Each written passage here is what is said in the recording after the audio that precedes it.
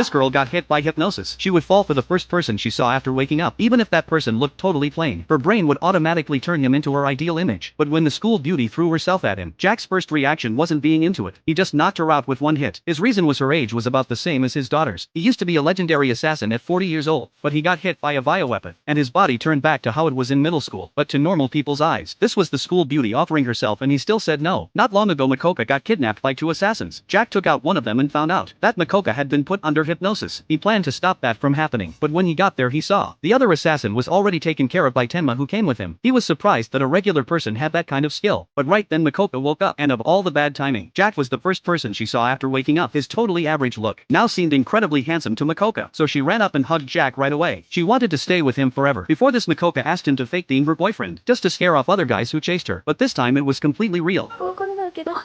さっきからずっとドキドキしてて、今言うことじゃないかも。でも、もしかしたら私、大神くんのこと、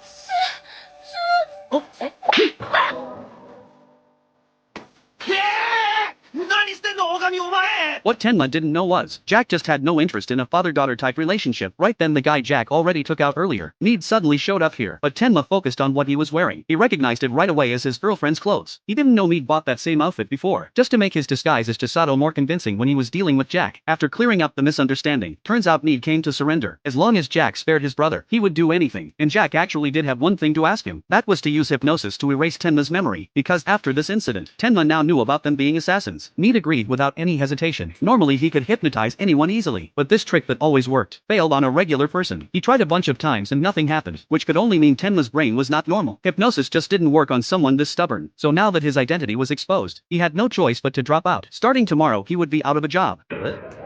殺し屋が学校来ちゃダメかな Turns out because Tenma was so carefree, he never planned to tell anyone about their identities. In his eyes, Jack and Mead weren't bad people. Right then police sirens suddenly went off. Clearly the noise from their fight earlier finally brought the cops over. But for Mead, who had hypnosis, there was nothing to worry about. He could use hypnosis to talk his way out. Jack could leave through the back door, but right when he was about to go he remembered Makoka's hypnosis hadn't been removed yet, but there wasn't enough time, so he would have to remove it in a few days. Mead was about to transfer to Jack's school soon anyway. Soon the police arrived, because Mead had everything prepared. Nobody suspected them at all. The next morning, Jack could go to school like usual, but there was still one thing not solved. That was Makoka's hypnosis, so from now on he had to be really careful and stay hidden.